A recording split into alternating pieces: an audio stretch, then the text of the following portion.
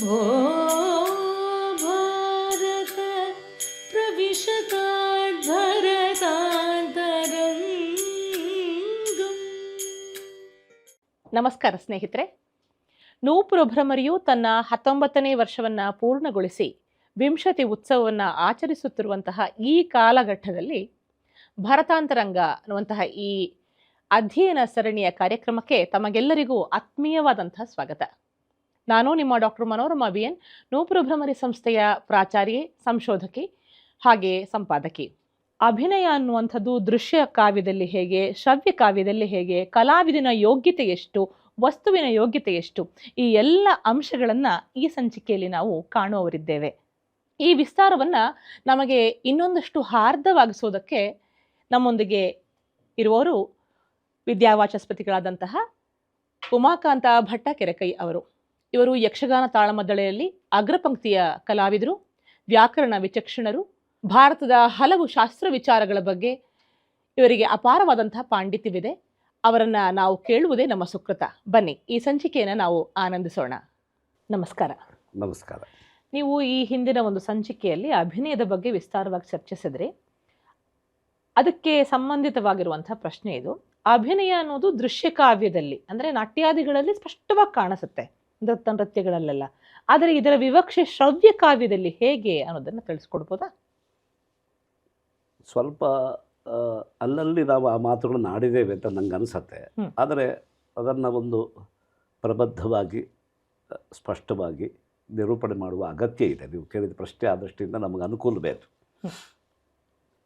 ಈಗ ಕಾವ್ಯ ಎರಡು ವಿಧವಾಗಿದೆ, ದೃಶ್ಯ ಶ್ರವ್ಯ ಅಂತ. ಈ ವಿಭಾಗ ಎಲ್ಲರಿಗೂ ಗೊತ್ತದು. ಶ್ರವ್ಯ ಕಾವ್ಯದಿಂದಲೂ ಒಂದು ನಾಟ್ಯಾನುಭವ ಸಾಧ್ಯ ಅಂತ ನಾವು ಒಪ್ಪಿಕೊಂಡಾಗ ಈ ಪ್ರಶ್ನೆ ಎದ್ದು ಬರುತ್ತೆ. ದೃಶ್ಯ ಕಾವ್ಯದಿಂದ ನಮಗೆ ನಾಟ್ಯಾನುಭವ ಹೇಗೆ ಬರುತ್ತೆ ಅಂದರೆ ಅದರ ಜೊತೆಗೆ, ದೃಶ್ಯ ಕಾವ್ಯದ ಜೊತೆಗೆ, ಅದರ ಪಾಠ್ಯದ ಜೊತೆಗೆ, ವಾಚಿಕದ ಜೊತೆಗೆ ಉಳಿದ ಅಭಿನಯಗಳಲ್ಲಿವೆ. ಆಂಗಿಕ, ಆಹಾರ್ಯ, ಸಾತ್ವಿಕ ಎಲ್ಲ ಅಭಿನಯಗಳಲ್ಲಿ ಪ್ರಕಟವಾಗಿವೆ. ಆದ್ದರಿಂದ 4 ವಿಧವಾದ ಅಭಿನಯಗಳಿಂದಲೇ ಒಂದು ವಿಶಿಷ್ಟವಾದ ನಾಟ್ಯಾನುಭವ ಅಲ್ಲಿ ಸಂಭವಿಸ್ತದೆ. ಆದ್ದರಿಂದ ಅದು ಪೂರ್ಣ ಪ್ರಮಾಣದಲ್ಲಿ ಅದು ನಾಟ್ಯಾನುಭವವನ್ನು ಕೊಡಬಲ್ಲದು ಎಂಬ ಒಂದು ಅಭಿಪ್ರಾಯ ರೂಪಿತವಾಗತ್ತೆ. ಅದೇ ಶ್ರವ್ಯ ಕಾವ್ಯ ಅಂತ ಬಂದಾಗ, ಕೇಳುವುದಕ್ಕೆ ಮಾತ್ರ ವಿಷಯ ಇರುವಾಗ, ಅಂದರೆ ಮಾತುಗಳು ಮಾತ್ರ ಇದ್ದಾಗ ಅಲ್ಲಿ ಅಭಿನಯಗಳ ಪ್ರಸಂಗ ಹೇಗೆ, ಇದನ್ನು 2 ರೀತಿಯಿಂದ ಉತ್ತರಿಸಬಹುದು. ಅಲ್ಲಿ ಅಭಿನಯ ಬೇಕಾಗಿಲ್ಲ ಅಂತ ನಮಗೆ ಅನಿಸತ್ತೆ. ಯಾಕೆಂದರೆ ಅಂತಹ ಪ್ರಯೋಗಗಳನ್ನು ನಾವು ಮಾಡಿಕೊಂಡು ಬಂದಿದ್ದೇವೆ, ಗಮನಿಸಬೇಕಾದ್ರೆ. ಈಗ ಅಭಿನಯವನ್ನು ಮಾಡಿದರೆ ನಟನಾದವನು ಮಾಡಬೇಕೇ ಹೊರತು ಸಹೃದಯ ಅಭಿನಯವನ್ನೇನು ಮಾಡೋದಿಲ್ಲ. ಯಾವ ದೃಶ್ಯ ಕಾವ್ಯದಲ್ಲೂ ಅಭಿನಯ ಮಾಡುವ ಹೊಣೆಗಾರಿಕೆ ನಟನಿಗಿದೆ, ಅದು ಸಹೃದಯನಿಗೇನಿಲ್ಲ. ಮಾಡಿದ ಅಭಿನಯವನ್ನು ಅವನು ಸಾಕ್ಷಾತ್ಕಾರ ಮಾಡ್ಕೊಳ್ತಾನೆ. ಆ ಅನುಭವ ಹೇಗೆ ಅನ್ನೋದನ್ನು ನಾವು ಆಮೇಲೆ ವಿಚಾರ ಮಾಡೋಣ. ಸಾಕ್ಷಾತ್ಕಾರ ಮಾಡ್ಕೊಳ್ತಾನವನು. ಅದರಿಂದ ಅವನಿಗೆ ರಸಾನುಭವಕ್ಕೆ ಬೇಕಾದ ಪರಿಕರಗಳು, ಸಾಮಗ್ರಿ ಎಲ್ಲ ಸಿದ್ಧವಾಗತ್ತೆ ಅಂತ ನಮಗೆ ಗೊತ್ತಾಗಿದೆ. ಈಗ ಶ್ರವ್ಯ ಕಾವ್ಯದಲ್ಲಿ ರಂಗಭೂಮಿ ಇಲ್ಲ, ನಟ ಗಾಯಕಾದಿಗಳು ಇಲ್ಲ, ನಿರ್ದೇಶಕ ಇಲ್ಲ, ಆದ್ದರಿಂದ ಅಭಿನಯವೂ ಇಲ್ಲ, ಅಂದರೆ ರಂಗಕ್ರಿಯೆಯೇ ಇಲ್ಲ. ಒಬ್ಬ ಸಹೃದಯ ಶ್ರೋತಾರ ಕಾವ್ಯವನ್ನು ಕೇಳಿಸಿಕೊಳ್ತಾನೆ. ಅವನಿಗೊಂದು ರಸಾನುಭವ ಆಗ್ತಾ ಇರೋದು ಇದೆ, ಅನುಭವಕ್ಕೆ ಬಂದಿದೆ. ಆಹಾ ಓಹೋ ಅಂತ ಅವನು ಆಸ್ವಾದ ಮಾಡ್ತಾನೆ. ಹಾಗಿದ್ದರೆ ರಸಾನುಭವಕ್ಕೆ ಅಭಿನಯಗಳ ಅವಶ್ಯಕತೆ ಇಲ್ಲ ಅಂತಾಯ್ತು. ಅಭಿನಯಗಳ ಅವಶ್ಯಕತೆ ಇಲ್ಲ ಅಂತಾಯ್ತಲ್ಲ. ಈಗ ನಾವು ಅದನ್ನು ಅವಶ್ಯಕತೆ ಇಲ್ಲದೇ ಇದ್ರೂ ನಮಗೆ ಮಾಡೋಕೆ ಬರುತ್ತೆ ಅಂತ ಮಾಡ್ತಾ ಇದ್ದೇವೆಯೋ ಹೇಗೆ ಅಂತ. ಆದ್ದರಿಂದ ಇದೊಂದು ಮೂಲಭೂತವಾದ ಒಂದು ಪ್ರಶ್ನೆ ಆಗಿದೆ, ಆ ಅಭಿನಯಗಳ ಸಾರ್ಥಕ್ಯ ಹೇಗೆ ಅಂತ. ಇದನ್ನು ನಾವು ಯೋಚನೆ ಮಾಡುವಾಗ ಕೇವಲ ಶ್ರವ್ಯ ಕಾವ್ಯಗಳ ಆಸ್ವಾದ ಹೇಗಿದೆ ಅಂತ ಆಸ್ವಾದವನ್ನೇ ಗಮನಿಸಬೇಕು. ಆಸ್ವಾದದಲ್ಲೂ ವೈವಿಧ್ಯ ಇದೆ. ಹೇಗೆ ನಾಟ್ಯಾನುಭವದಲ್ಲಿ ವೈವಿಧ್ಯ ಇದೆಯೋ, ನೋಡುವ ಸಹೃದಯನ ಯೋಗ್ಯತೆಗೆ ಅನುಗುಣವಾಗಿ, ಯಾಕೆಂದರೆ ಒಬ್ಬನ ನಾಟ್ಯಾನುಭವವೇ ಇನ್ನೊಬ್ಬನಿಗೆ ಆಗೋಲ್ಲ, ಮತ್ತೊಬ್ಬನಿಗೆ ಇನ್ನೊಂದು ರೀತಿ ಆಗತ್ತೆ. ನಾವೇ ಅನೇಕ ಸಾರಿ ಗಮನಿಸಿದ್ದೇವೆ, ಬಹಳ ಚೆನ್ನಾಗಿದೆ ಅಂತ 4-6 ಜನ ಆಸ್ವಾದ ಮಾಡ್ತಾ ಇರ್ತಾರೆ, 100 ಜನ ಉಪೇಕ್ಷೆಯನ್ನು ಮಾಡ್ತಾ ದೂರ ಉಳಿದಿರ್ತಾರೆ. ಆವಾಗ ಅದು ಸಹೃದಯತೆಯ ಕೊರತೆಯ ಹೊರತು ಪ್ರದರ್ಶನದ ಲೋಪ ಅಲ್ಲ. ಪ್ರದರ್ಶನ ಚೆನ್ನಾಗೇ ಇರುತ್ತೆ. ಪ್ರದರ್ಶನ ಚೆನ್ನಾಗಿದ್ದರೂ ಇವರ ದರ್ಶನದಲ್ಲಿ ಶೈಥಿಲ್ಯ ಬರೋದು ಯಾಕೆ ಅಂದರೆ ಆ ನೋಡುವವರ ಯೋಗ್ಯತೆ ಇಲ್ಲ, ಸಹೃದಯತ್ವ ಎನ್ನುವುದು ನಿರ್ಮಾಣ ಆಗಿಲ್ಲ. ನಿಜ. ಯಾರು ಸಹೃದಯರಾಗಿದ್ದಾರೋ ಅವರು ಅದನ್ನು ಆಸ್ವಾದ ಮಾಡ್ತಾರೆ. ಇದರಿಂದ ಏನು ಗೊತ್ತಾಯಿತು ಅಂದರೆ ನಾಟ್ಯಾಸ್ವಾದ, ನಾಟ್ಯಾನುಭವವೆಂಬುದು ಎಲ್ಲರಲ್ಲೂ ಒಂದೇ ರೀತಿಯಾಗಿಲ್ಲ ಅಂತ ನಾವು ತಿಳ್ಕೊಳ್ಬೇಕು. ಒಬ್ಬ ಸಹೃದಯನಲ್ಲಿ ಅವನ ಸಹೃದಯತ್ವ ಯಾವ ಯಾವ ಪ್ರಮಾಣದಲ್ಲಿ ಹುಟ್ಟಿದೆಯೋ ಅದಕ್ಕನುಗುಣವಾಗಿ ಅವನು ನಾಟ್ಯಾಸ್ವಾದವನ್ನು, ನಾಟ್ಯಾನುಭವವನ್ನು ಪಡ್ಕೊಳ್ತಾನೆ. ಇದು ನಾಟಕ ರಂಗಭೂಮಿಯಲ್ಲೇ ನಮಗೆ ಸ್ಪಷ್ಟ ಆಗಿದೆ. ಇದೇ ನಿಯಮವನ್ನು ನಾವು ಕಾವ್ಯಾನಂದದ ಕ್ಷೇತ್ರದಲ್ಲೂ ನಿಯಮವನ್ನು ಅನುಸಂಧಾನ ಮಾಡ್ಕೊಳ್ಬೇಕು. ಕಾವ್ಯವನ್ನು ಓದಿದವರೆಲ್ಲ ಒಂದೇ ರೀತಿಯಿಂದ ಆಸ್ವಾದ ಪಡಿತಾರೆ ಅಂತ ನಿಯಮ ಇಲ್ಲ. ಆ ಕಾವ್ಯಾಸ್ವಾದ ಪಡೆಯುವ ಅವರವರ ಯೋಗ್ಯತೆಗೆ ಅನುಗುಣವಾಗಿ ಆಸ್ವಾದವನ್ನು ಅವರು ಪಡಿತಾರೆ. ಕೆಲವರು ಹುಚ್ಚರ ಹಾಗೆ ಕಾವ್ಯ ಓದ್ತಾರೆ, ಇನ್ನು ಕೆಲವರು ತಾತ್ಕಾಲಿಕವಾದ ಆಸಕ್ತಿಯಿಂದ ಅಲ್ಲಲ್ಲಿ ಚಮತ್ಕಾರಕ್ಕಾಗಿ ಕಾವ್ಯವನ್ನು ಓದ್ತಾರೆ. ಇದು ಸಹಜವಾಗಿ ಗೊತ್ತಿದೆ. ಆದರೆ ಈಗ ನಮಗೆ ಆಲೋಚನೀಯವಾದ ವಿಷಯ ಯಾವುದು ಅಂದರೆ, ನಾಟ್ಯಾನುಭವವನ್ನು ಪ್ರಾಮಾಣಿಕವಾಗಿ ಯಾರು ಪಡ್ಕೊಳ್ತಾರೋ ಅವರ ಹಾಗೆ ಕಾವ್ಯಾನುಭೂತಿಯನ್ನು, ಆ ಕಾವ್ಯಾಸ್ವಾದವನ್ನು ಪೂರ್ಣ ಪ್ರಮಾಣದಲ್ಲಿ ಪಡ್ಕೊಳ್ಳುವವರಿಗೆ ಉಳಿದ ಅಭಿನಯಗಳ ಸಹಕಾರ ಬೇಡವು ಅನ್ನೋದು ಮುಖ್ಯವಾದ ವಿಷಯ ಆಗುತ್ತೆ. ಅದು ಬೇಕೋ ಬೇಡವಂತ. ಈಗ ನಿಮ್ಮ ಪ್ರಶ್ನೆಯ ತಾತ್ಪರ್ಯ ಇರೋದು ಅಲ್ಲಿ, ಅವರಿಗೆ ಹೇಗೆ ಅಂತ. ಇದನ್ನು ಬೇರೆ ಬೇರೆಯವರು ಬೇರೆ ಬೇರೆ ರೀತಿ ಉತ್ತರಿಸಿದ್ದಾರೆ. ಭರತನ ಅಂತರಂಗ ಹೇಗಿದೆ ಅಂತ ಕೇಳಿದರೆ, ನಾವು ಇದನ್ನು ಮೊದಲ ಒಂದೆರಡು ಸಂಚಿಕೆಯಲ್ಲಿ ಆಲೋಚನೆ ಮಾಡಿದ್ದೇವೆ. ನಾವು ಲುಪ್ತ ನಾಟ್ಯಾಂಗ, ನಾವು ಶ್ರವಣವನ್ನು ಹಾಗೆ ತಗೊಳ್ತೇವೆ. ಹಾಗಂತ ಅಲ್ಲಿ ಒಂದು ಅಂಗ ಲುಪ್ತವಾಗಿಲ್ಲ, ವಾಚಿಕವೆಂಬ ಅಂಗ ಲುಪ್ತವಾಗಿಲ್ಲ, ವಾಚಿಕ ಇದ್ದೇ ಇದೆ. ವಾಚಿಕ ಒಂದಿದೆ, ಉಳಿದ ಆಹಾರ್ಯ ಮತ್ತು ಆಂಗಿಕ ಇದೆಲ್ಲ ಇಲ್ಲ, ಸಾತ್ವಿಕ ಇಲ್ಲ. ಇದನ್ನು ಲುಪ್ತ ಅಂತ ಹೇಳಬೇಕಾ, ಗುಪ್ತ ಅಂತ ಹೇಳಬೇಕಾ ಅಂತ ನಿಷ್ಕರ್ಷೆಗೆ ಬಂದಿದೆ. ಒಂದು ಸೂಕ್ಷ್ಮವಾಗಿ ನಾವು ಮಾತಾಡಿದ್ದೇವೆ. ಅದರಿಂದ ಲುಪ್ತ ಅಲ್ಲ, ಅದು ಗುಪ್ತವಾಗಿದೆ ಅಂತ ನನ್ನ ಆಶಯ ಅದೇನೆ. ನಾನು ಅದನ್ನು ಬಹಳ ಪ್ರಾಮಾಣಿಕವಾಗಿ ಒಪ್ಕೊಳ್ತೇನೆ. ಉಳಿದ ನಾಟ್ಯಾಂಗಗಳು ಲುಪ್ತ ಆಗಿಲ್ಲ, ಗುಪ್ತವಾಗಿವೆ ಅಂತ ಆ ಪದದ ಒಳಗಡೆ ಸೇರ್ಕೊಂಡಿದೆ ಅದು. ಈಗ ನೋಡಿ, ಒಂದು ಹುಲಿ ಬಂತು, ಹುಲಿ ಬಂತು ಎನ್ನುವುದನ್ನು ನಾವು ಹೇಗೆ ಚಿತ್ರಿಸಬಹುದು, ಅಭಿನಯಿಸಬಹುದು ಅಂತ ಕೇಳಿದರೆ, ಒಬ್ಬ ಹುಲಿಯಂತೆ ಕೂಗಬಹುದು, ಇನ್ನೊಬ್ಬ ಹುಲಿಯ ಹಾಗೆ ಜಂಪ್ ಮಾಡಬಹುದು, ನೆಗೆದು ಜಿಗಿತದಿಂದ ಆ ಒಂದು ಹುಲಿಯ ಆಕ್ರೋಶವನ್ನು ತೋರಿಸಬಹುದು, ಒಬ್ಬ ಹುಲಿಯ ಬೇಟೆಯನ್ನು ಅನುಕರಿಸಬಹುದು. ಇದೆಲ್ಲ ಆಂಗಿಕವಾದ ಒಂದು ಅಭಿನಯ, ಅದರ ಜೊತೆಗೆ ಸಾತ್ವಿಕ ಸೇರಿಕೊಳ್ಳುತ್ತೆ. ಈಗ ಹುಲಿ ಬಂತು ಎನ್ನುವುದನ್ನೇ ಅದೇ ವಿಧಾನದ ಅನುಭವ ಬರುವ ಹಾಗೆ ಶಬ್ದ ಪ್ರಯೋಗ ಮಾಡೋಕ್ಕಾಗತ್ತೆ. ಹುಲಿ ಹೀಗೆ ಗರ್ಜಿಸಿ ಬಂತು ಅಂತ ಹೇಳಿದರೆ ಆವಾಗ ಏನಾಗತ್ತೆ ಅಂದರೆ, ಆ ವಾಚಿಕದಲ್ಲಿ ಹುಲಿ ಗರ್ಜಿಸಿ ಬಂತು ಅಂತ ಕಾವ್ಯ ವಾಚನ ಮಾಡಿದರು ಅಂತ ಇಟ್ಕೊಳ್ಳಿ. ಆ ಗರ್ಜಿಸಿ ಎಂಬ ಒಂದು ಶಬ್ದ ಗಕಾರ, ಅಕಾರ, ರೇಫ, ಜಕಾರ, ಇಕಾರ, ಸಕಾರ, ಇಕಾರ, ಗರ್ಜಿಸಿ. ಈ ಗರ್ಜಿಸಿ ಎಂಬುದನ್ನೇ ನೀವು ಹಿಗ್ಗಿಸ್ತಾ ಹೋಗ್ಬೋದು. ಗರ್ಜಿಸಿ ನೋಡಿ, ಆ ಹುಲಿಯ ಆಕ್ರೋಶ, ಅದರ ಹಸಿವು, ಅದರ ಜಿಗಿತದ ದೂರ ಎಲ್ಲ ಹೇಳ್ಬೋದು ಅದರೊಳಗೆ ಇದೆ. ಗರ್ಜಿಸಿ ಬಂತು ಅಂತಂದ್ರೆ ಅದು ವರ್ತಮಾನ ಹೇಳಿದಾಗೆ, ಸುದ್ದಿ ಹೇಳಿದಾಗೆ. ಗರ್ಜಿಸಿ ಆಂಗಿಕ ಸಾತ್ವಿಕ ಅನ್ನೋದು ಕಣ್ಣಿಗೆ ಕಾಣ್ತಾ ಇರುತ್ತೆ, ಅಂದ್ರೆ ಎದುರುಗಡೆ ದೃಶ್ಯವಾಗದೆ ಹೋದ್ರೂ ಕೂಡ ಅದು ಕಿವಿಯ ಮೂಲಕ. ಅದರಿಂದಲೇ ನಮ್ಮಲ್ಲಿ ಒಂದು ಮಾತಿದೆ, ಕೇಳಿ ನೋಡು ಅಂತ. ಕೇಳ್ತಾ ನೋಡಬಹುದು, ಕೇಳಿದ್ದನ್ನೇ ನೋಡಬಹುದು, ಕೇಳಿದಂತೆ ನೋಡಬಹುದು, ಕೇಳುವುದರ ಮೂಲಕ ನೋಡಬಹುದು. ಕಾವ್ಯವಾಚನ ಮತ್ತು ಗಮಕಗಳಿಗೆ ಎಷ್ಟೊಂದು ನಿಕಟವಾದ ಒಂದು ಸಂಬಂಧ ಇದೆ. ಆದ್ದರಿಂದ ಕೇಳಿ ನೋಡಬಹುದು, ಕೇಳ್ತಾ ನೋಡಬಹುದು, ಕೇಳಿದ್ದನ್ನ ನೋಡಬಹುದು, ಕೇಳ್ಮೆಯ ಜೊತೆಯಲ್ಲಿ ನೋಡಬಹುದು. ಆದ್ದರಿಂದ ಕಿವಿಯಿಂದ ನೋಡಿದ್ದು, ಕಿವಿಯಿಂದ ನೋಡಿದ್ದು. ಹೌದು. ಆದ್ದರಿಂದ ಈ ಹಿನ್ನೆಲೆಯಲ್ಲಿ ನೋಡಿದರೆ ಶ್ರವ್ಯ ಕಾವ್ಯದಲ್ಲಿ ಅಭಿನಯಗಳು ಗುಟ್ಟು ಗುಟ್ಟಾಗಿ ಸೇರ್ಕೊಂಡಿವೆ. ನೀವು ಆಲಂಬನ ವಿಭಾವ, ಉದ್ದೀಪನ ವಿಭಾವ ಎಲ್ಲ ಆ ಪ್ರಕರಣದ ಒಳಗೆ ಹಾಗೆ ಸೇರ್ಕೊಳ್ತವೆ, ಗುಟ್ಟಾಗಿ ಸೇರ್ಕೊಂಡಿರ್ತವೆ. ಒಂದು ನನ್ನ ಸ್ವಂತ ಅನುಭವ ಹೇಳ್ತೇನೆ. ಕಾಳಿದಾಸನ ಅಭಿಜ್ಞಾನ ಸಂವಿಧಾನ ಅಂತ ಒಂದು ಪ್ರಬಂಧ ಬರದೆ. ಆ ಪ್ರಬಂಧದಲ್ಲಿ ಒಂದು ವಾಕ್ಯ ಬರುತ್ತೆ, ಶಕುಂತಲೆಯನ್ನ ವಿವಾಹವಾದಂತಹ ಗಾಂಧರ್ವ ವಿಧಿಯಂತೆ ವಿವಾಹವಾದ ದುಷ್ಯಂತ ತನ್ನನ್ನು ಗುಟ್ಟಾಗಿ ಅವಳ ಹೊಟ್ಟೆಯಲ್ಲಿ ಬಚ್ಚಿಟ್ಟು ಹೊರಟ ಅಂತ ಒಂದು ವಾಕ್ಯ ಬರ್ತಿದೆ. ನಮ್ಮ ಆತ್ಮೀಯ ಸ್ನೇಹಿತರು, ವಿದ್ವನ್ ಮಿತ್ರರು, ಬಹಳ ಸಹೃದಯರು ಆಗಿದ್ದಂತಹ ಕೊರ್ಗಿ ವೆಂಕಟೇಶ್ ಉಪಾಧ್ಯಾಯರು ಒಂದು 5 ಸಾರಿ ಆ ಪ್ರಬಂಧ ಓದಿದ್ದಾರೆ. ಈ ವಾಕ್ಯ ಓದುವಾಗ ನಿಂತು ಹೋಗತ್ತೆ ಅವರು ಓದು. ಓಹೋ, ಏನು ಉಮಾಕಾಂತ್ ಭಟ್ರೆ, ಏನು ಚೆನ್ನಾಗಿ ಬರೆದಿದ್ದೀರಿ. ತನ್ನನ್ನು ಗುಟ್ಟಾಗಿ ಅವಳ ಹೊಟ್ಟೆಯ ಒಳಗೆ ಬಚ್ಚಿಟ್ಟು ಹೊರಟ ಅಂತ ಬರೆದ್ರಲ್ಲ ನೀವು, ಅದು ಎಷ್ಟು ಚೆನ್ನಾಗಿದೆ. ಹೊರಗಿನ ಅಭಿಜ್ಞಾನಕ್ಕೂ ಗುಟ್ಟಾಗಿ ಹೊಟ್ಟೆಯಲ್ಲಿ ಬೆಳೆಯುವ ಆ ಮಗುವಿಗೂ ಅದು ಏನು ಸಂಬಂಧ ಕೊಟ್ಬಿಟ್ರಿ ನೀವು. ಅವರಿಗೆ ಅದೊಂದು ಕಾವ್ಯ ಆಯಿತು, ನಿಜ. ಆದರೆ ಅವರ ಹೃದಯ ಪಾಕಕ್ಕೆ ಈ ಮಾತು ಅಷ್ಟು ಚೆನ್ನಾಗಿ ಹೊಂದಿಕೊಳ್ಳುತ್ತದೆ. ಈಗ ನಾನು ಅಭಿನಯ ಮಾಡಿದೆ ಅಂತಲೇ ಅರ್ಥ. ಹೌದು ಹೌದು. ಈಗ ನನ್ನ ದುಷ್ಯಂತ ಇಲ್ಲದ ರಂಗಸ್ಥಳದಲ್ಲಿ ಅಥವಾ ಮಾನಸಿಕವಾದ ರಂಗಸ್ಥಳದಲ್ಲಿ ನನ್ನ ದುಷ್ಯಂತ ಬಹಳ ಚೆನ್ನಾಗಿ ಅಭಿನಯಿಸಿದ ಅಂತ. ನಿಜ. ಆ ಅಭಿನಯ ಅವರಿಗೆ ಸಿಕ್ಕಿದೆ. ಅದು ಈಗ ಅಭಿನಯ ಅಂದರೂ ಅದೇ ಹೌದು, ಆಭಿಮುಖ್ಯೇನ ನಯತಿ ಅಷ್ಟೇ.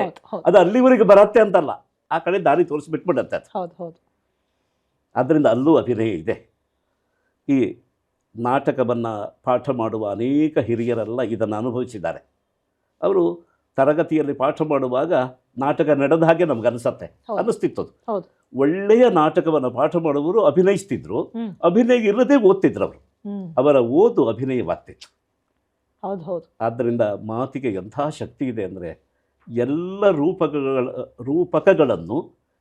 ರೂಪಗಳನ್ನು ತನ್ನೊಳಗೆ ಅದು ಗುಟ್ಟಾಗಿ ಇಟ್ಕೊಂಡಿದೆ. ತಾಳಮದ್ದಳೆ ಅದಕ್ಕೆ ಅಷ್ಟು ಭವ್ಯವಾಗಿ ಬೆಳೆದಿದ್ದು ಅಂತಲೂ ಗೊತ್ತಾಗುತ್ತೆ. ತಾಳಮದ್ದಳೆಯೇ ಅದೊಂದು ಸರಿಯಾದ ಒಂದು ಸಾಧನ. ತಾಳಮದ್ದಳೆಯಲ್ಲಿ ಪಳಗಿದ್ದರಿಂದ ನನಗೆ ಇದು ಚೆನ್ನಾಗಿ ಮನದಟ್ಟಾಯ್ತಿತ್ತು. ನಿಜ. ಯಾವ ಅಭಿನಯವೂ ಬೇಕಾಗಿಲ್ಲ, ಅದು ಬೇಕಾಗಿಲ್ಲ ಅಂದ್ರೆ ಆಗಲ್ಲ. ಅದನ್ನು ಕೇಳುವ ಅರ್ಹತೆ ಇದ್ದವರಿಗೆ, ಸಾಮಾನ್ಯರಿಗಲ್ಲ. ಅದು ಗುಪ್ತವಾಗಿದೆ. ಆ ಗುಪ್ತವಾಗಿ ಅಭಿನಯ ಒಂದೊಂದು ಪದದೊಳಗೆ ಸೇರ್ಕೊಂಡಿದೆ, ಶಬ್ದದೊಳಗೆ ಸೇರ್ಕೊಂಡಿದೆ. ಅದನ್ನು ನಾವು ಹಾಗೆ ಉಚ್ಚರಿಸಬೇಕು, ಆ ವಿಧಾನದಲ್ಲಿ ಹೇಳಬೇಕು. ಮಾತಿಗೆ ಅಂತಹ ಮೊನಚನ್ನು ಕೊಡಬೇಕು, ಮಾತಿನ ರಚನೆಯಲ್ಲಿ ಅಂತಹ ಕೌಶಲವನ್ನು ಸಾಧಿಸಬೇಕು. ಇದೆಲ್ಲ ಸಾಧಿತವಾದರೆ 4 ಅಭಿನಯ ಇದೆ. ವಾಚಿಕವೆಂಬ ಪ್ರಕಟವಾದ ಅಭಿನಯದೊಳಗೆ ಉಳಿದ 3 ಗುಟ್ಟಾಗಿ ಸೇರ್ಕೊಂಡಿರ್ತದೆ. ಇದೇ ನಿಜವಾದ. ಆದ್ದರಿಂದ ಕಾವ್ಯಾನುಭವವೆಂಬುದು ಪರಿಷ್ಕೃತವಾದ ರೂಪಕಾನುಭವ. ನಾನು ಬರೆಯೋದಕ್ಕೆ ಸಾಧ್ಯ ಇಲ್ಲ. ಪರಿಷ್ಕೃತವಾದ ರೂಪಕಾನುಭವ. ಇದರಲ್ಲಿ ಇನ್ನೊಂದು ಮಾತು ನನಗೆ ಅರ್ಥ ಆಯಿತು. ಅಭಿನಯ ವಿಚಾರದಲ್ಲಿ ಆ ವಸ್ತುವಿನ ಯೋಗ್ಯತೆಗಿಂತ ಹೆಚ್ಚಾಗಿ ಕಲಾವಿದನ ಯೋಗ್ಯತೆಯೂ ಕೂಡ ಮುಖ್ಯ ಅನ್ನೋದು. ಇದನ್ನು ನೀವು ಹಿಂದಿನ ಒಂದು ಸಂಚಿಕೆಯಲ್ಲೂ ಕೂಡ ಹೇಳಿದ್ದೀರಾ. ಅದನ್ನು ಇನ್ನೊಂದಷ್ಟು ವಿಸ್ತರಿಸೋಣ. ಈ ಕಲಾವಿದನ ಯೋಗ್ಯತೆ ಅಂದರೆ ಅದು ಯಾವುದು? ಅಂದರೆ ಅವನ ಅಭ್ಯಾಸವ, ಅವನ ಶೈಲಿಯ, ಅವನ ಮಾನಸಿಕ ಬೌದ್ಧಿಕ ಪ್ರಬುದ್ಧತೆಯ, ಅಥವಾ ಅವನು ಅನುಸರಿಸಿಕೊಂಡು ಬಂದಿರುವಂತಹ ಪರಂಪರೆ ಸಂಪ್ರದಾಯಗಳ, ಅಥವಾ ಅವನು ಆ ಕಲಾ ನಿರ್ಮಾಣದ ಹೊತ್ತಿಗೆ ಮಾಡುವಂತಹ ಸ್ವಯಂ ಸ್ಫೂರ್ತಿಯುಳ್ಳಂತಹ ರಚನೆಗಳ ಆಶುವ ಏನಿದು? ಆ ಯೋಗ್ಯತೆಯನ್ನು ಹೇಗೆ ನಿರ್ಧರಿಸೋದು, ಅದನ್ನು ವೃದ್ಧಿಸಿಕೊಳ್ಳುವುದು ಹೇಗೆ? ಇದರಲ್ಲಿ ಭರತನ ಮತ ಏನಾದರೂ ಇದೆಯಾ? ಹೇಗೆ ಇದು? ಅಲ್ಲ, ಇಡೀ ರೂಪಕ ಪ್ರಪಂಚದ ಗುಟ್ಟು ನಿಂತಿರೋದೇ ಅಲ್ಲಿ. ನಾವು ಸಾಂದರ್ಭಿಕವಾಗಿ ಆಡಿದ ಮಾತನ್ನು ನೆನಪಿಟ್ಟು ನೀವು ಮತ್ತೆ ಅದನ್ನು ನೆನಪಿಸಿದ್ದು ಒಳ್ಳೆಯದಾಯಿತು. ಯಾಕೆ ಅಂದರೆ ವಸ್ತುವಿನ ಯೋಗ್ಯತೆಗಿಂತ ಕಲಾವಿದನ ಯೋಗ್ಯತೆ ಹೆಚ್ಚಾಗಿರಬೇಕು. ಅದಕ್ಕೊಂದು ಸಂದರ್ಭ ಇದೆ, ಆ ಪ್ರಸಂಗವನ್ನು ಗಮನಿಸಬೇಕು. ಈ ಅಭಿನಯ ಮಾಡುವ ಸಂದರ್ಭದಲ್ಲಿ ವಸ್ತುವಿನ ಯೋಗ್ಯತೆ ಅಷ್ಟು ಮುಖ್ಯ ಅಲ್ಲ ಅಂದರೆ ಮುಖ್ಯವೇ ಅಲ್ಲ ಅಂತಲ್ಲ, ಅದು ವಸ್ತುವಾಗುವುದಕ್ಕೆ ಬೇಕದು. ವಸ್ತುವಾಗುವುದಕ್ಕೆ ಅದಕ್ಕೊಂದು ಯೋಗ್ಯತೆ ಇರಬೇಕು. ಆದರೆ ವಸ್ತು ಧರ್ಮವನ್ನು ನಾವು ತಲುಪಿಸ್ತಾ ಇದ್ದೇವೆ, ವಸ್ತುವನ್ನು ತಲುಪಿಸ್ತಾ ಇಲ್ಲ. ಈಗ ಬೆಂಕಿ ಎನ್ನುವುದನ್ನು ತಿಳಿಸಬೇಕಾಗಿದೆ, ಅಗ್ನಿ, ಬೆಂಕಿಯನ್ನು ತಲುಪಿಸಬೇಕಾಗಿದೆ ಪ್ರೇಕ್ಷಕರಿಗೆ. ಬೆಂಕಿಯನ್ನೇ ಕೊಡೋದಲ್ಲ, ನಾವು ಬೆಂಕಿಯನ್ನು ತರ್ತಾ ಇಲ್ಲ. ಆದರೆ ಬೆಂಕಿ ನಮ್ಮ ಜೊತೆಗಿದ್ದಾಗ ನಮ್ಮಲ್ಲಿ ಯಾವ ಪರಿಣಾಮ ಆಗತ್ತೆ ಅಂತ ಅದರ ಸಾಧ್ಯತೆಗಳು ಕಲಾವಿದರಿಗೆ ಗೊತ್ತಿರಬೇಕು. ಒಲೆಯೊಳಗೆ ಬೆಂಕಿ ಇದ್ದರೆ ಅಡಿಗೆ ಆಗತ್ತೆ, ತಲೆಯೊಳಗೆ ಬೆಂಕಿ ಇದ್ದರೆ ಮಾತ್ಸರ್ಯವಾಗತ್ತೆ ಅಲ್ವಾ? ಈಗ ಅವನು ತಿಳಿಸಬೇಕಾದ್ದು ಒಲೆಯೊಳಗಿನ ಬೆಂಕಿಯ, ತಲೆಯೊಳಗಿನ ಬೆಂಕಿಯ, ಅದು ಆ ಪ್ರಕರಣದ ಮೇಲಿದೆ. ಈ ಎರಡೂ ಬೆಂಕಿಯು ಅವನಿಗೆ ಗೊತ್ತಿರಬೇಕು. ಬೆಂಕಿ ಒಂದೊಂದೇ. ಒಲೆಯಲ್ಲಿ ಪಾತ್ರೆಯ ತಳವನ್ನು ಸುಡುವ ಬೆಂಕಿ ಒಂದೇ. ಹಾಗೆ ಮಾಡಿನಲ್ಲಿ ಕುಳಿತು ಅಲ್ಲಿರುವ ಮರವನ್ನು ಸುಡುವ ಬೆಂಕಿಯು ಅದೇ ಬೆಂಕಿ, ಬೇರೆ ಬೆಂಕಿ ಅಲ್ಲ. ಅವಾಗ ವಸ್ತುವಿನ ಯೋಗ್ಯತೆ ನಿಯತ, ಅದಕ್ಕೆ ನಿಯಮ ಇದೆ. ಆದರೆ ತಿಳಿಸುವ ಕಲಾವಿದನ ಯೋಗ್ಯತೆ ನೋಡಿ ಎಷ್ಟು ದೊಡ್ಡದಾಯಿತು ಅಂತ. ಆವಾಗ ಆ ಪ್ರಕರಣದಲ್ಲಿ ಈ ಬೆಂಕಿ ಹೊಟ್ಟೆಯೊಳಗಿನ ಬೆಂಕಿಯೋ ಇದು ಮಗ ಅಂತ ಹೇಳುವಾಗ ಇದು ಮತ್ಸರ ಅಲ್ಲ, ನೋವು ನೋಡಿ. ಅಂದರೆ ಬೆಂಕಿಯ ನಂತರದ ಪರಿಣಾಮ. ಈಗ ಮಾತ್ರ ಒಬ್ಬ ತಾಯಿಯಾದವಳು ಹೇಳ್ತಾಳೆ ಹೊಟ್ಟೆಯೊಳಗಿನ ಬೆಂಕಿ ಹೋಯಿತು ಅಂತ. ಅದಕ್ಕೂ ಈ ರೂಪಕವನ್ನು ಹೇಗೆ ಹೇಳೋದು, ಹೇಗೆ ಅಭಿನಯಿಸೋದು ಯೋಚನೆ ಮಾಡಿ. ನಿಜ. ಮಗನೇ ಹೊಟ್ಟೆ ಒಳಗಿನ ಬೆಂಕಿ, ಅವನು ಒಳಗಿದ್ದಾಗ ಇವಳಿಗೆ ಸುಖ ಇತ್ತು, ಹೊರಗೆ ಬಂದು ಈಗ ಇಷ್ಟು ಹಿಂಸೆ ಕೊಡುವಾಗ ಅಯ್ಯೋ ರಾಮ. ಮಗ ನೀನು ಹೊಟ್ಟೆ ಒಳಗಿನ ಬೆಂಕಿ ಅಂತಂದರೆ ಈಗ ಅವನು ಹೊರಗಡೆ ಬದುಕಿದ್ದಾನೆ ಅಂತ ಅವಳು ಭಾವಿಸೋದೇ ಇಲ್ಲ. ನಿಜ ನಿಜ. ಹೊಟ್ಟೆ ಒಳಗೆ ಸುಡ್ತಾ ಇದ್ದಾನೆ ಅಂತ ಭಾವಿಸ್ತಾಳೆ. ಎಷ್ಟು ಪ್ರಸಂಗ ನೋಡಿ, ಇದು ನಿಜ. ಮಗನೇ ನೀನು ಹೊಟ್ಟೆಯೊಳಗಿನ ಬೆಂಕಿಯೋ, ಈ ಒಂದು ಮಾತನ್ನು ಹೇಗೆ ಅಭಿನಯಿಸ್ಬಾರ್ದು, ಎಷ್ಟು ವಿಧವಾಗಿ ಆಯಾ ಪ್ರಕರಣಗಳು ಭಿನ್ನ ಭಿನ್ನವಾದ ಹಾಗೆ ಅದನ್ನು ಅಭಿನಯಿಸಬಹುದು. ಇನ್ನು ಅಭಿನಯದಲ್ಲೂ ಅನೇಕ ಪ್ರಕಾರಗಳಿದೆ. ಇದನ್ನು ಪ್ರಸಂಗವಶಾತ್ ಹೇಳಬೇಕಾಗತ್ತೆ. ವಸ್ತುವನ್ನು ಹಾಗೆ ತಿಳಿಸೋದು ಒಂದು ಕ್ರಮ.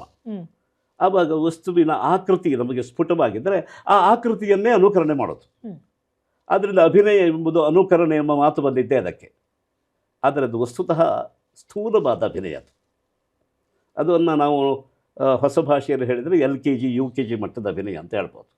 LKG UKG ಮಟ್ಟದ ಅಭಿನಯ ಅಂದರೆ ಒಂದು ವಸ್ತುವಿನ ನೆನಪಿಗೆ ಬರುವ ಹಾಗೆ, ಪೆಟ್ಟಿಗೆ ತೊಗೊಂಡು ಬಾ ಅಂತಂದರೆ ಹೀಗೆ ತೋರಿಸೋದು. ಈಗ ಕೈ ಹೀಗೆ ಹಿಡಿದ್ರೆ ಪೆಟ್ಟಿಗೆ ಆಗತ್ತಾ? ಅದು ಬಾಲಪಾಠಕ್ಕೆ ಸಾಕಷ್ಟೇ, ಅದು ಪೂರ್ಣ ಸಾಲದು. ಹೀಗೆಲ್ಲ ತೋರಿಸ್ಬೇಕಾಗತ್ತೆ. 4 ತಳಗಳನ್ನು ಅಲ್ವಾ, 4 ಡೈಮೆನ್ಷನ್ ತೋರಿಸ್ಬೇಕಂದ್ರೆ ಹೀಗೆ ಒಂದ್ಸಾರಿ ತೋರಿಸೋದು, ಹೀಗೆ ಒಂದ್ಸಾರಿ ತೋರಿಸೋದು, ಹೀಗೆ ಮುಚ್ಚಳ ತೆಗೆದು ತೋರಿಸೋದು. ಈ ಮೂಕ ಭಾಷೆ ಇದ್ದ ಹಾಗೆ, ಮೂಕ ಭಾಷೆ ಇದ್ದ ಹಾಗೆ. ಅದು ಒಂದು LKG UKG ಮಟ್ಟ ಅಂತ ಹೇಳಿದ್ದು ಅದಕ್ಕಾಗಿ. ಇದು ಅಭಿನಯ ಅಂತಲ್ಲ. ಈಗ ಪೆಟ್ಟಿಗೆ ಅಂತಂದರೆ ಆ ಪೆಟ್ಟಿಗೆ ಒಳಗೆ ಒಂದು ನಿಧಿ ಇದೆ ಅಂತ ಎಲ್ಲರಿಗೂ ಗೊತ್ತಿದೆ. ಕೀ ಇಲ್ಲ. ಆ ಕೀ ಹೇಗಾದರೂ ತಗೊಂಡು ಆ ಪೆಟ್ಟಿಗೆ ತೆಗಿಬೇಕು. ಇಷ್ಟು ಪ್ರಕರಣ ಇದ್ದಾಗ ಅಭಿನಯ ಏನು ಮಾಡ್ತೀರಿ? ಆವಾಗ ನಮಗೆ ಇದನ್ನು ತೋರಿಸೋ ಅಗತ್ಯವೇ ಇಲ್ಲ ಅಲ್ವಾ? ಇಲ್ವಾ? ಆಗ ಪೆಟ್ಟಿಗೆ ಅನ್ನೋದು ಒಂದು ಗಂಟು ಅಂತ ತೋರಿಸೋದು. ಪೆಟ್ಟಿಗೆ ಎಲ್ಲಿ ಗಂಟಿದೆ, ಪೆಟ್ಟಿಗೆ ಗಂಟಲ್ಲ. ನೋಡಿ ಇವರ ಅಭಿನಯ ಹೇಗೆ ಶಿಫ್ಟ್ ಆಯಿತು ಅಂತ. ನಿಜ. ಪೆಟ್ಟಿಗೆ ಒಳಗೆ ಬಹಳ ಹಳೆಯ ಕಾಲದಿಂದ ಬಂದ ಆಭರಣದ ಗಂಟಿದೆ, ಅದು ಕೈಗೆ ಸಿಕ್ಕಲಿಲ್ಲ, ಕೈಗೆ ಸಿಕ್ಕಬೇಕು, ದಕ್ಕಬೇಕು ಎಂಬ ಈ ಎಲ್ಲ ಆಲೋಚನೆ ಸೇರಿದರೆ ಆಗ ಅಭಿನಯದ ಸ್ತರ ಎಲ್ಲಿ ಹೋಯ್ತು ಅಂತ ಮುಂದಕ್ಕೆ ಹೋಯ್ತು. ಹೀಗೆ ಮುಂದಕ್ಕೆ ಹೋಗ್ತಾ ಪ್ರತಿಸ್ಪಂದದ ಅಭಿನಯ ಮಾಡಬೇಕು. ಈಗ ಆ ಗಂಟು ಕೈಗೆ ಸಿಕ್ಕಿದರೆ ಏನು ಸಂತೋಷ ಆಗತ್ತೆ, ಕೈ ತಪ್ಪಿದ್ರೆ ಏನು ದುಃಖ ಆಗತ್ತೆ ಅನ್ನೋದು ಅಭಿನಯಿಸಬೇಕು. ಆಕ್ಷನ್ ಅಲ್ಲ, ರಿಯಾಕ್ಷನ್. ಇದು ರಿಯಾಕ್ಷನ್ನ ಆಕ್ಷನ್. ಆಕ್ಷನ್ ಫಾರ್ ರಿಯಾಕ್ಷನ್ ಅಲ್ವಾ? ಹಾಗೆ ಹೋಗುತ್ತೆ ಅಭಿನಯ ಅನ್ನೋದು, ಹಾಗೆ ಬೆಳೀತಾ ಹೋಗುತ್ತೆ. ಆವಾಗ ನೋಡಿ, ಈಗ ಪೆಟ್ಟಿಗೆ ಒಳಗಿನ ಗಂಟು ಎನ್ನುವುದು ಅದರ ಯೋಗ್ಯತೆ ಅಷ್ಟೇ. ಕಲಾವಿದನ ಯೋಗ್ಯತೆ ಎಷ್ಟು ಅಷ್ಟು ಬೇಕಾಗತ್ತೆ. ಅದು ಈ ಸಂದರ್ಭವನ್ನು ಇಟ್ಟುಕೊಂಡು ನಾನು ಹೇಳಿದ್ದು, ವಸ್ತುವಿನ ಯೋಗ್ಯತೆಗಿಂತ ಕಲಾವಿದನ ಒಬ್ಬ ನಟನ ಯೋಗ್ಯತೆ ದೊಡ್ಡದಾಗಿರಬೇಕು ಅಂತ ಅಪೇಕ್ಷಿತ. ಅದು ಈ ರೀತಿಯ ಒಂದು ಬುದ್ಧಿಶಕ್ತಿ ಬೇಕು. ಈ ಯೋಗ್ಯತೆಯನ್ನು ಯಾವುದು ಬೆಳೆಸತ್ತೆ ಅಂತ ಕೇಳಿದರೆ, ನೀವು ಪಟ್ಟಿ ಮಾಡಿದ ಎಲ್ಲದೂ ಬೆಳೆಸತ್ತೆ, ಯಾವುದು ಒಂದಲ್ಲ. ಆದ್ದರಿಂದಲೇ ಭರತ ಹೇಳಿದ, ನಾಟ್ಯಕ್ಕೆ ಉಪಯೋಗವಾಗದೇ ಇರುವ ವಿದ್ಯೆ ಇಲ್ಲ, ಶಿಲ್ಪವಿಲ್ಲ, ಶಾಸ್ತ್ರವಿಲ್ಲ, ಪರಿಣತಿ ಇಲ್ಲ, ಎಲ್ಲವೂ ಬೇಕು. ಎಲ್ಲ ನಾಟ್ಯಕ್ಕೆ ಏನೋ ಒಂದು ರೀತಿ ಉಪಯೋಗ ಮಾಡುತ್ತೆ ಅದು. ಆದರೆ ಯಾವುದನ್ನು ಎಲ್ಲಿ ಉಪಯೋಗಿಸಿಕೊಳ್ಳಬೇಕು ಎಂಬ ಅದರ ಅನ್ವಯ ಜ್ಞಾನ ಇವನಿಗಿರಬೇಕು. ಔಚಿತ್ಯ ಜ್ಞಾನ, ಅನ್ವಯ ಜ್ಞಾನ ಇರಬೇಕು. ಇದ್ದರೆ ಬಳಸ್ಕೊಳ್ಬೋದು, ಯಾವುದನ್ನು ಬಳಸ್ಕೊಳ್ಬೋದು. ಹಾಗಾದರೆ ವೃದ್ಧಿಸಿಕೊಳ್ಳುವುದು ಕೂಡ ಇದೇ ಮಾರ್ಗದಲ್ಲೇ ಬರುತ್ತೆ. ಈಗ ಈ ಬಟ್ಟೆಯ ತುದಿಗೆ ಒಂದು ನೂಲು ಬಂದಿದೆ, ಇದು ತೊಂದರೆ ಕೊಡ್ತಾ ಇದೆ ಅಲ್ವಾ?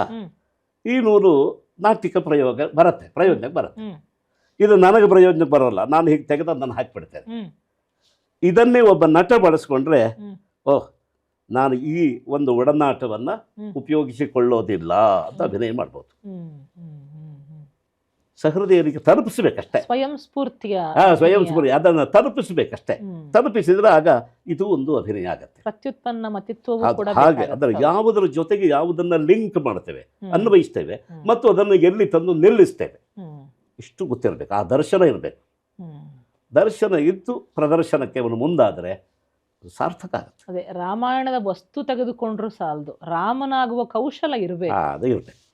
ಅದು ಇದ್ದರೆ ಅಭಿನಯ ತುಂಬಿಕೊಳ್ಳುತ್ತೆ. ಅದೇ ಬರೀ ಮುಖವನ್ನು ತೋರಿಸೋದಲ್ಲ, ಮನಸ್ಸನ್ನು ತೋರಿಸೋ ಥರದಲ್ಲಿ ಅದು ಇರಬೇಕು ಅನ್ನೋದನ್ನು ತುಂಬ ಸೊಗಸಾಗಿ ವಿವರಿಸಿದ್ರಿ. ಇಂಥ ಅನೇಕ ಸಂಚಿಕೆಗಳಿಗೆ ನಾನು ಹಾಗೆಯೇ ಪ್ರೇಕ್ಷಕರು ಆಭಾರಿಯಾಗಿದ್ದೇವೆ. ಮತ್ತೊಂದು ಸಂಚಿಕೆಯಲ್ಲಿ ನಾನು ನಿಮ್ಮನ್ನು ಸಂಧಿಸ್ತೇನೆ. ನಮಸ್ಕಾರ. ನಮಸ್ಕಾರ. ಪ್ರೇಕ್ಷಕರೇ, ಈ ಸಂಚಿಕೆ ನಿಮ್ಗೆ ಇಷ್ಟ ಆಯ್ತಲ್ಲ? ಬನ್ನಿ, ಈ ಸಂಚಿಕೆಗಳನ್ನು ನಮ್ಮ ಆಸಕ್ತರಿಗೆ ಎಲ್ಲರಿಗೂ ಕೂಡ ಹಂಚೋಣ. ಹಾಗೆಯೇ ನಮ್ಮ ಸಾಮಾಜಿಕ ಜಾಲತಾಣದಲ್ಲಿ ನಮ್ಮ ಪುಟ, ಖಾತೆ, ಗುಂಪುಗಳು ಲಭ್ಯ ಇವೆ. ಅದರಲ್ಲೂ ಕೂಡ ಹಳೆಯ ಸಂಚಿಕೆಗಳನ್ನು, ಹಳೆಯ ಸರಣಿಗಳನ್ನು ನೀವು ಆನಂದಿಸಬಹುದು, ಆಲಿಸಬಹುದು, ಹಾಗೆಯೇ ಹಂಚಬಹುದು ಕೂಡ. ನಮ್ಮ ನೂಪುರ ಭ್ರಮರಿಯಲ್ಲಿ ನಾಟ್ಯಶಾಸ್ತ್ರ ಸಂಬಂಧಿತವಾದಂತಹ ಅನೇಕ ಕೋರ್ಸ್ಗಳು ಕೂಡ ಲಭ್ಯ ಇವೆ. ಅದರ ಪ್ರಯೋಜನವನ್ನು ಕೂಡ ನೀವು ಪಡೆಯಬಹುದು. ಪುಸ್ತಕಗಳೂ ಇದೆ, ಅದನ್ನು ಕೂಡ ನೀವು ಓದಿ ಮನನ ಮಾಡಿಕೊಂಡು ಇನ್ನೊಂದಷ್ಟು ಜ್ಞಾನ ವಿಸ್ತಾರದ ಒಂದು ಕಾಯಕದಲ್ಲಿ ತಮ್ಮನ್ನು ತಾವ ತೊಡಗಿಸಿಕೊಳ್ಳಬಹುದು. ಈ ಸಂಚಿಕೆಗಳಿಗೆ ನಿಮ್ಮ ಪ್ರೋತ್ಸಾಹ ಬೇಕು, ಪ್ರೀತಿ ಬೇಕು, ಬೆಂಬಲ ಬೇಕು. ಹಾಗೆಯೇ ಕಮೆಂಟ್ಗಳ ಮೂಲಕವಾಗಿ, ಲೈಕ್, ಸಬ್ಸ್ಕ್ರಿಪ್ಷನ್ಗಳ ಮೂಲಕವಾಗಿ ನಮ್ಮನ್ನು ಯಾವತ್ತಿಗೂ ಕೂಡ ನೀವು ತಲುಪ್ತಾನೆ ಇರಬಹುದು. ಬನ್ನಿ, ಮುಂದಿನ ಸಂಚಿಕೆಯಲ್ಲಿ ಮತ್ತೊಂದು ವಿಷಯದ ಜೊತೆಗೆ ನಮ್ಮನ್ನು ನೀವು ಸಂದರ್ಶಿಸಿ. ನಮಸ್ಕಾರ. ಚೇತ ಪ್ರಸಾದ ಸದನಂ ವಸತಿಂ ಸುವಾಚಾಂ ಸದ್ವೃತ್ತದರ್ಶನತಲಂ ರಸವರ್ತ್ಮಗಮ್ಯಂ ಲೋಕಪ್ರಸಿದ್ಧ ಪುರುಷಾರ್ಥ ವಿಹಾರಭೂಮಿಂ ಭೋ ಭಾರತ ಪ್ರವಿಶತಾದ್ ಭರತ